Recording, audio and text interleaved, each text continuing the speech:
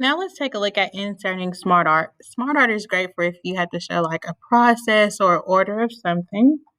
And so we're going to go to slide 18. On slide 18, we're going to insert the vertical box list Smartart. So we can use the Smartart option here, or you can also go to insert and find Smartart here. We're going to look for the vertical box list. Here it is, vertical box list. So let's click OK, and it'll insert our list. And we're going to add the following information to our list. So remember, we're talking about being eco-friendly. So we're going to type in save the environment,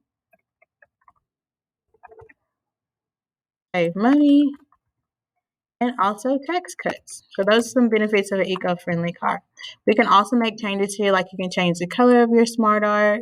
For example, if we want it to be colorful, let's do colorful range accents 2 to 3. That still matches. So you can make changes to your Smartart as well.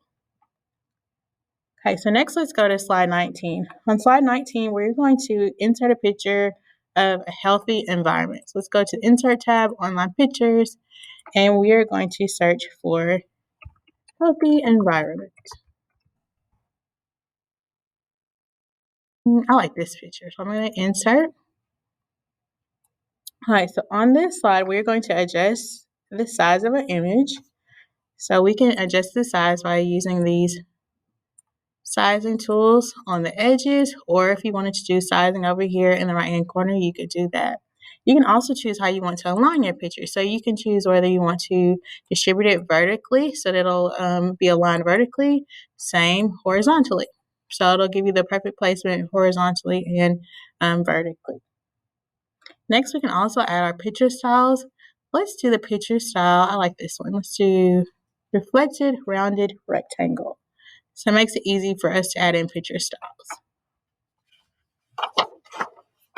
Next, we're going to go to slide 17. And you'll notice on slide 17, we have a video. Your video may or may not show up on your student computers. Mine doesn't show up on here, but we can still make edits to the video. So we are going to go to the video. We're going to click on the playback tab, and you can do edits like you can trim your video, you can choose fade in or out, you can also do the volumes, different things like that. So PowerPoint still gives you a lot of options for editing your videos. So let's say if we wanted to change the start time, we could click inside of start time to 7 seconds, or you could also change your end time. I'm just going to change mine to 1:36. Guess it is working now. So if you wanted to, you could play that video and you can preview it there. So you can learn a little bit more about cars right there. So I'm going to click OK. And so that'll tell my video where to start and also where to end.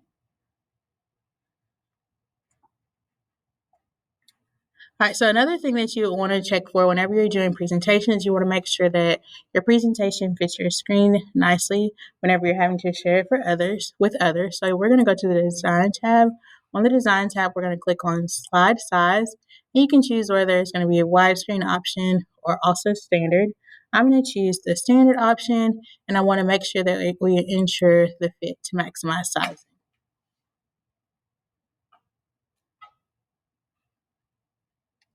For the next step, we are going to be adding in sections. So like, let's say if you had to do a presentation and you want to know where to start at a certain point in time, you could label your sections. So we're going to click right before slide 1.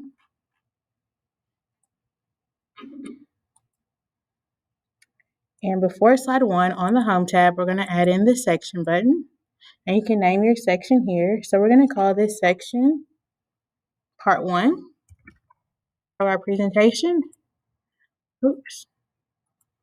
I have to rename mine Part 1. I left the 1 off. Okay, and then we're going to go below slide 11. See right there? So this is below slide 10, right before 11, and we're going to add another section in, and we're going to name that section Part 2. Did you know you could do that? Yes, you did. Here we go. So now we have a section 1 and section 2 for our presentation.